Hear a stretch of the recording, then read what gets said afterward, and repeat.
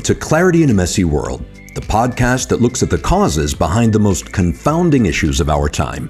I'm David Wayne Callahan, and in every episode, I'll be speaking with experts who will share their knowledge and insights and help us to untangle a seemingly chaotic world. Clarity in a Messy World is a production of Bocconi University, Milan, in collaboration with the Bocconi Student Media Center.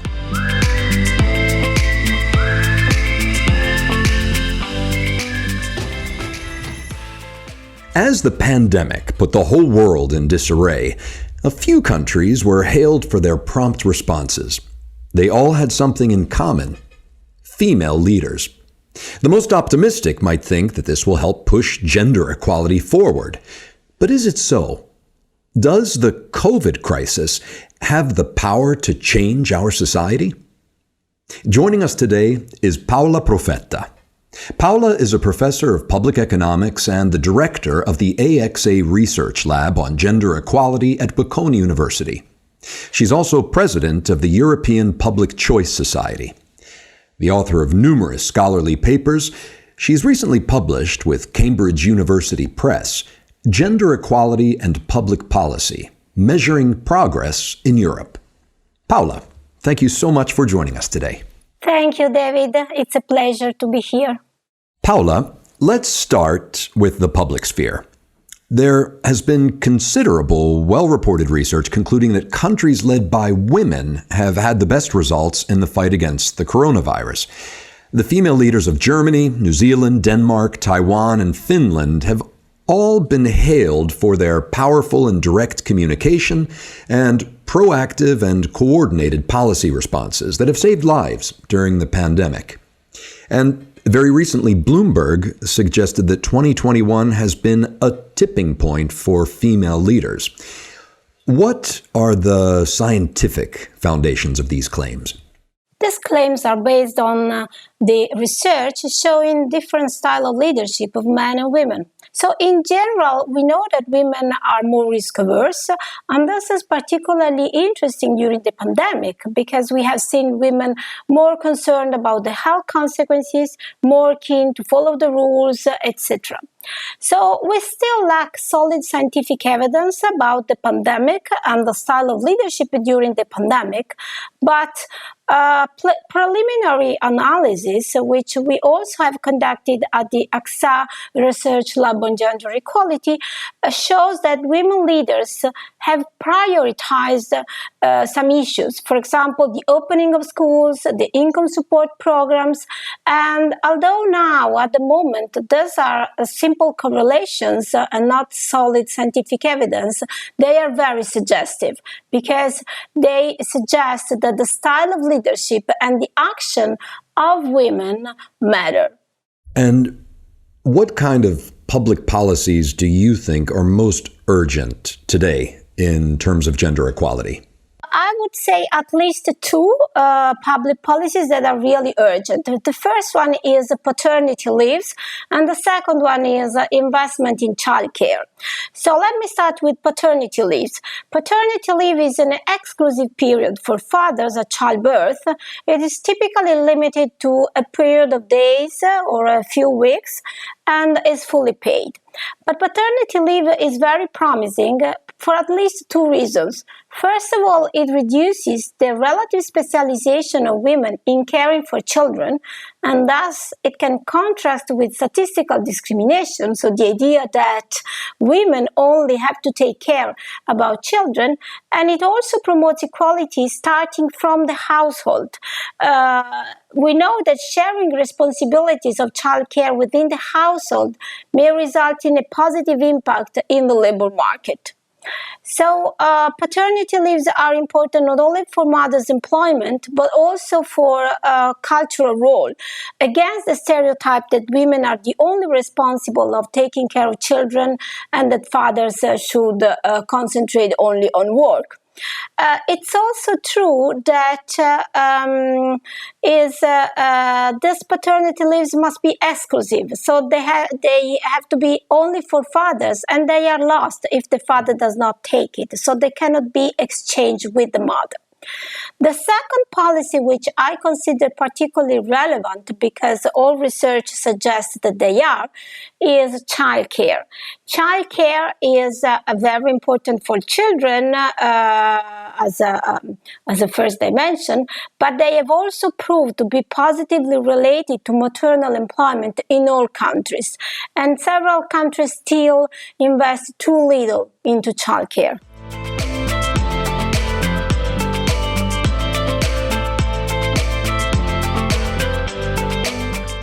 Interestingly, Paola, both of these issues have to do with children. Yes, because one of the first fundamental differences between men and women, differences enlarge even in the labor market when women have children. So when they become mothers, the differences between men and women on the labor market really become stronger. Indeed. And I think it also goes back to your first response, the fact that women are the biological producers of children, that they might have a mindset which is more to protect than to maintain power.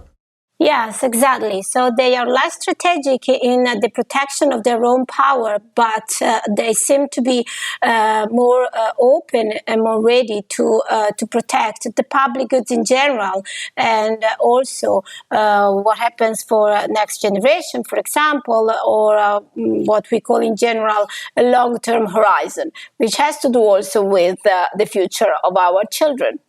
And Paola, in a paper written during the first lockdown, you noticed different behavioral patterns in men and women. And in particular, women's attitudes and behaviors seem to have contributed to their lower vulnerability to COVID. Can you explain what that's all about? Yes, we have conducted a study, a survey in a large sample of 8 OECD countries, including Australia, Austria, France, Germany, Italy, New Zealand, the UK, and the US, for a total of more than 20,000 respondents. And we have found gender differences, very strong and very significant gender differences in several aspects. First of all, in the individual perception regarding the seriousness of COVID-19 as a health problem. So women are more likely to perceive COVID as a very serious health problem, much more than men. And this is true in every country. Moreover, women agree more with restraining public policy measures and are more compliant with the rules imposed on individual behaviors, such as isolation at home, wearing masks, washing hands, coughing into one's elbow, stopping hugging or greeting, keeping physical distance from others, staying at home, avoiding crowded places, stopping meeting friends. All these rules, women seem to comply more than men. So this is really something which cannot be explained by all the social demographic variables which we include in our study, but it seems really to be a difference between men and women, which is regular, strong in all countries, and does not depend on other variables.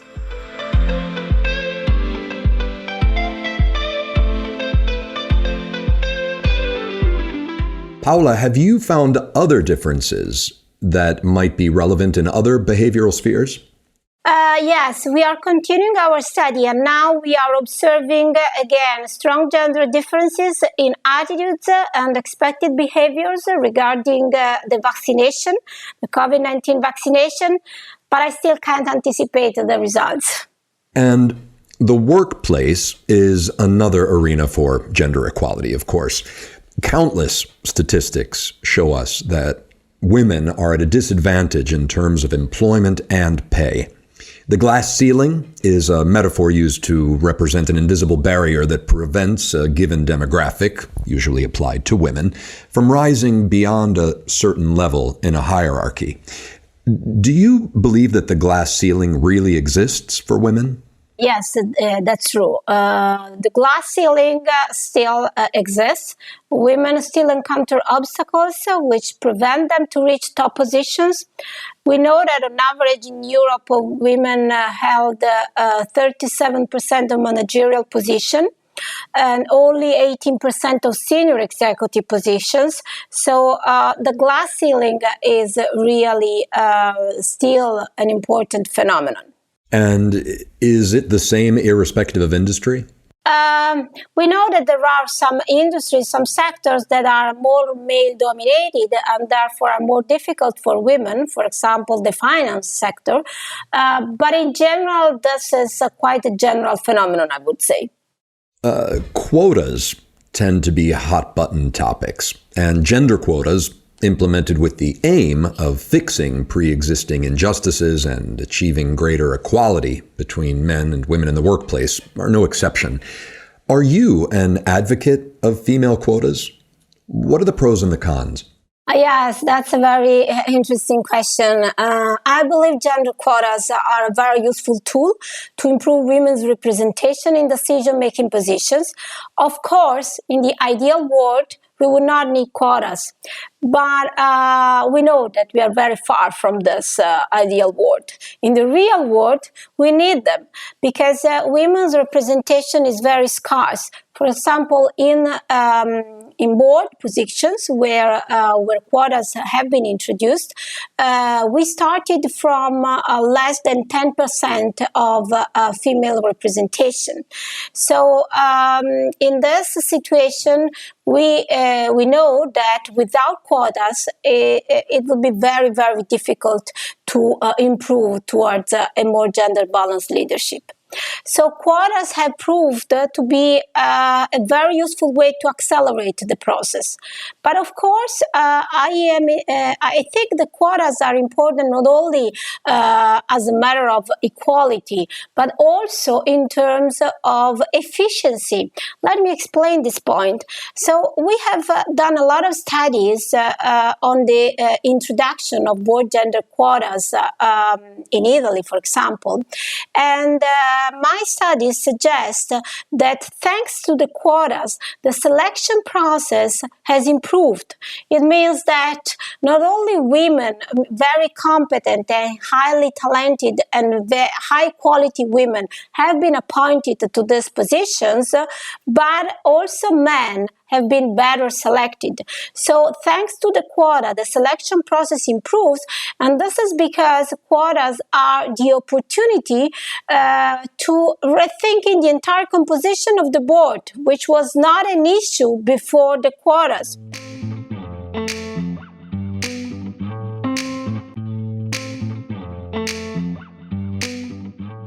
Paola, if the benefits of quotas are strictly limited to the board level, won't underrepresentation and wage disparities persist at other levels? Yes, this is a problem because, of course, if the benefits of quotas, do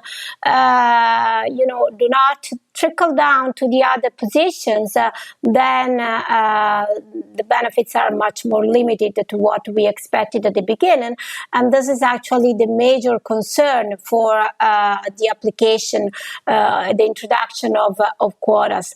But I would like to say that, of course, we cannot think at quotas as a magic recipe that solves all the problem in terms of gender equality that we have in all positions and at all levels. We obviously need also other policies at the government level, at the corporate level, and therefore we cannot expect quotas to solve all the gender gaps. Mm-hmm. And of course, waiting for a trickle down can be a risky proposition. It didn't work so well with economics during Reaganomics. Do you remember? Yes, this is the possibility. Yes, that the trickle down effect is not still not in place. Indeed. And Paola, what about the gender pay gap? Do you believe we're bridging it, or do you believe it's growing larger? I think the gender pay gap is a very important phenomenon. In some places, this is not the most important, most critical problem, let's say, because, for example, in countries where there is very low female employment, for example, Italy is one of that, the female employment rate is even more important than the gender pay gap. So we have to take these two things, consider these two things together, but the gender pay gap is very, very important.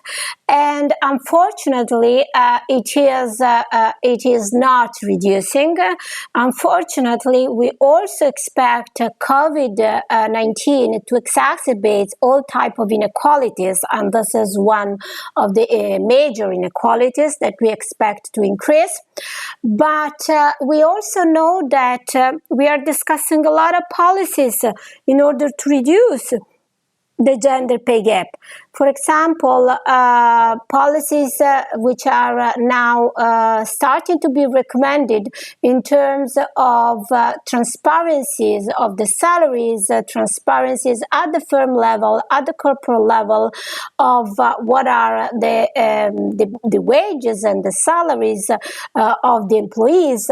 This is a way that can help reducing the pay gap, with clear incentives also to companies that, due to this transparency system, end up having a lower gender gap.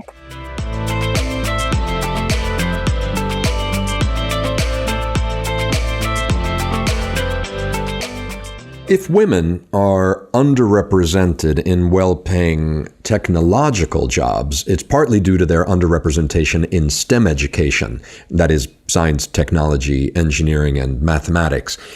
In your opinion, is there a gender digital divide? Yes.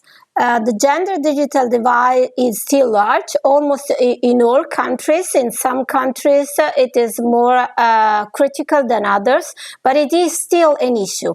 And this obviously is a critical problem, a risk, because STEM disciplines are associated with more rewarding jobs and also with the jobs of the future.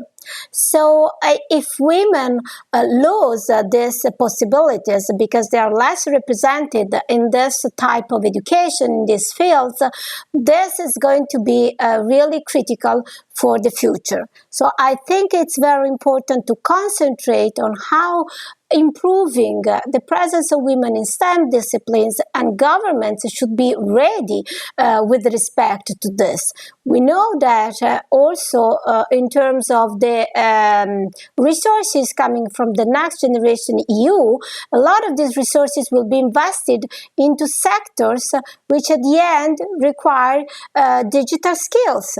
So the jobs that are going to be created are jobs related to technology, related to the digital skills, in addition to the green.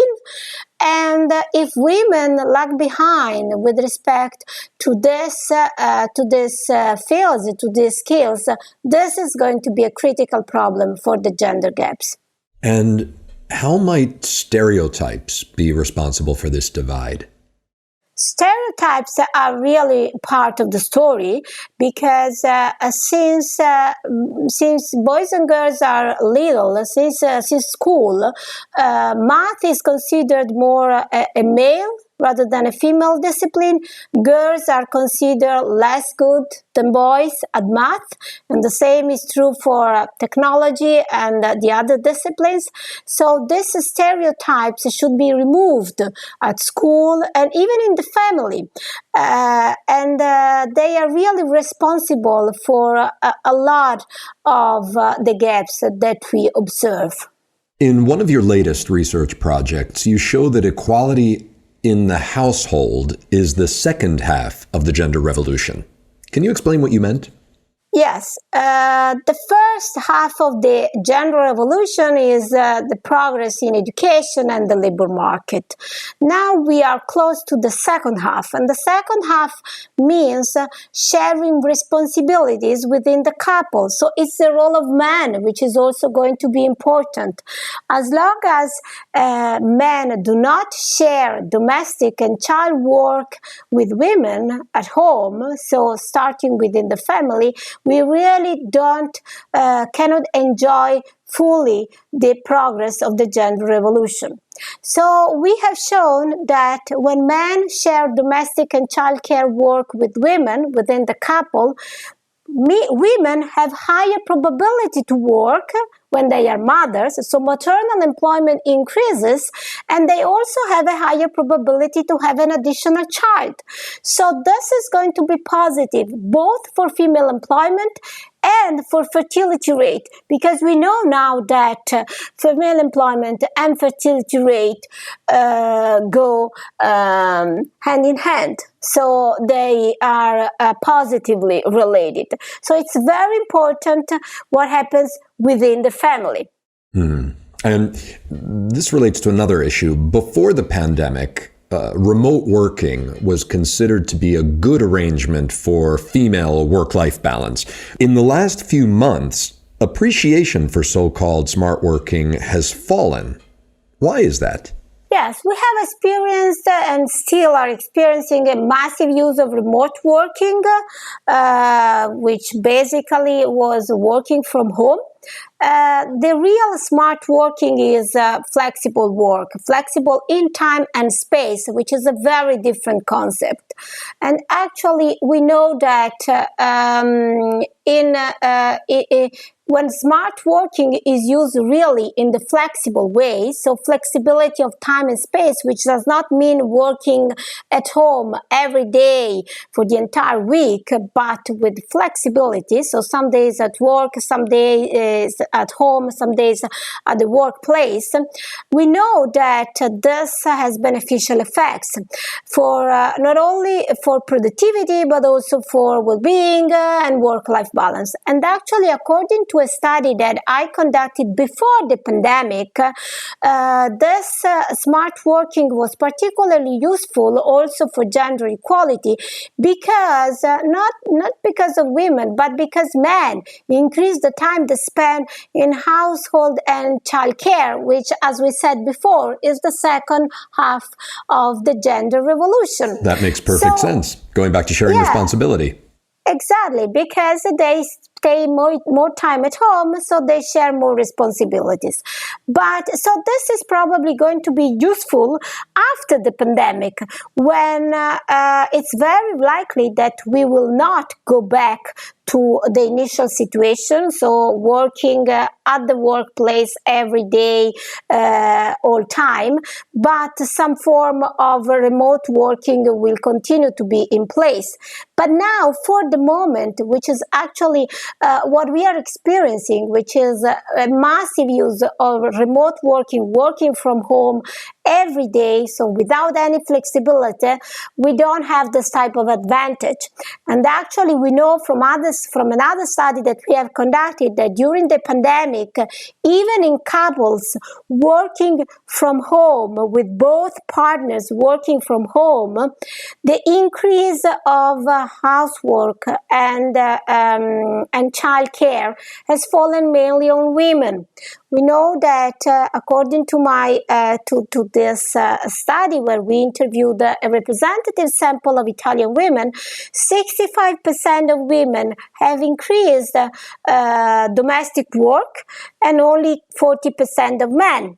And in terms of childcare, 77% of women and 60% of men. So if they do something, men prefer to do childcare rather than domestic and housework, probably because it's also, it's more pleasant. But at the moment, there is no equal sharing of responsibilities, unfortunately. Probably because it's not flexible, because it's really only working remotely without any type of flexibility, and flexibility is the right driver for balance.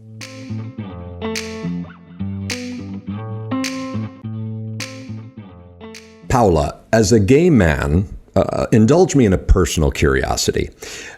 Since the famous Stonewall riots of 1969 in New York City, gay rights has made enormous headway in the Western world. The movement has expanded to include not only lesbians and gays, but also bisexuals, transgender individuals, and even those questioning their sexuality.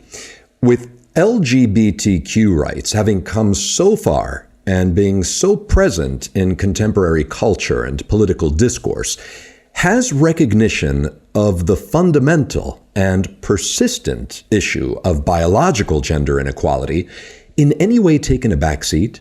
Oh, that's a very interesting question. I would say as long as no country in the world has achieved gender equality, we should still continue to talk about gender gaps and gender Absolutely equality. Agreed. And this is true.